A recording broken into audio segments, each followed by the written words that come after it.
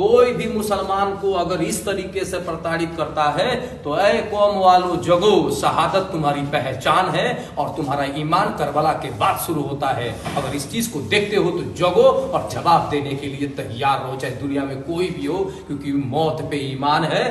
मरना अगर तय है तो लड़ना भी तय होना चाहिए हम ईमान वाले के लिए।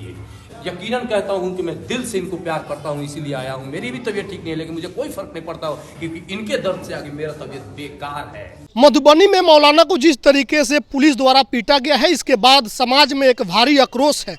समाज के लोग अब तरह तरह से अपनी प्रतिक्रियाएं दे रहे हैं और इस घटना पर नाराजगी भी जाहिर कर रहे हैं। देखिए, इसी क्रम में सिवान के चर्चित युवा समाज सेवी मोहम्मद कैफ उर्फ बंटी मधुबनी पहुंचे हैं। उस मौलाना के घर पे पहुंचे हैं जिनके साथ बर्बरतापूर्वक मार पिटाई की गई थी, और उनको हौसला दिया है और साथ ही ऐसे पुलिसकर्मियों पर कड़ी कार्रवाई की मांग मोहम्मद कैफ ने किया है। मोहम्मद कैफ सिवान के रहने वाले हैं और काफ़ी चर्चित युवाओं में से हैं। क्रिकेट से भी इनका पुराना नाता है, क्रिकेटर हैं, साथ ही विधानसभा के भी चुनाव लड़ चुके हैं, विधानसभा के भी प्रत्याशी ये रह चुके हैं। लेकिन जैसे ही इनको इस घटना की जानकारी लगी, उसके बाद ये मौलाना के घर पहुंचे हैं और मौलाना से इनका क्या रिश्ता है उसका भी बयान कर रहे हैं। साफ तौर पे कह रहे हैं कि इन्हीं मौलानाओं का दिन है कि हम जैसे लोग अपने धर्म की शिक्षा दीक्षा लेते हैं, और अगर कोई इन पर हमला करेगा तो ये बर्दाश्त के लायक नहीं है, इसको हम लोग किसी भी कीमत पर बर्दाश्त नहीं करेंगे।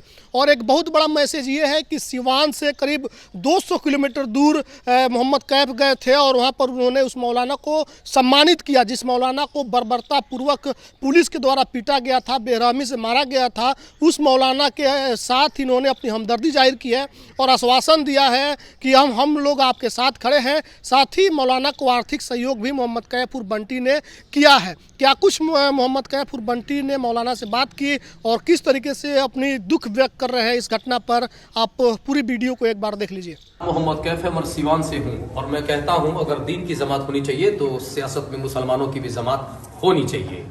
जो ये बंदे के साथ हुआ है ये इनका अपना पर्सनल मामला बिल्कुल ही नहीं है। ये पूरे कौम को आवाज को दबाया गया है और कौम को मारा गया है। उसने अपमान किया था।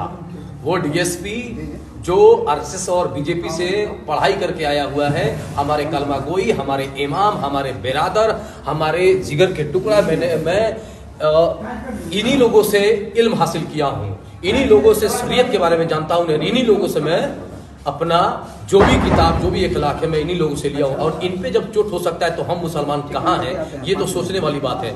अगर आप मुसलमान अगर इस बार नहीं जगे तो कहीं भी नहीं रह पाइएगा, आप याद रखिएगा। उसने अपमान किया था और हमारी जो कैफ की टीम है उन्हें सम्मान देने का काम करेगा। तुम अपमान करते रहोगे, मुझे कोई फर्क नहीं पड़ेगा। हम इनके साथ खड़े हैं, तन मन धन से हैं। अगर ब्लड भी देना पड़ेगा तो हम कलमा गोई, क्योंकि हम मुसलमानों का एक ही रिश्ता है। और क्या है रिश्ता है? तेरा मेरा क्या रिश्ता? ला इलाहा इल्लल्लाह मुहम्मदुर रसूलुल्लाह।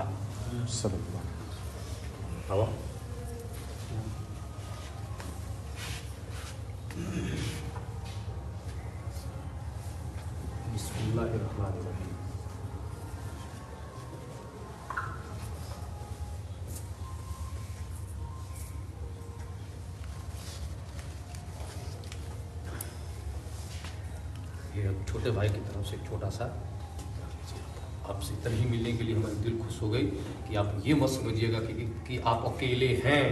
आपके साथ ये सारे कलमा गोई हैं, ईमान वाले हैं और मजबूती के साथ खड़े हैं।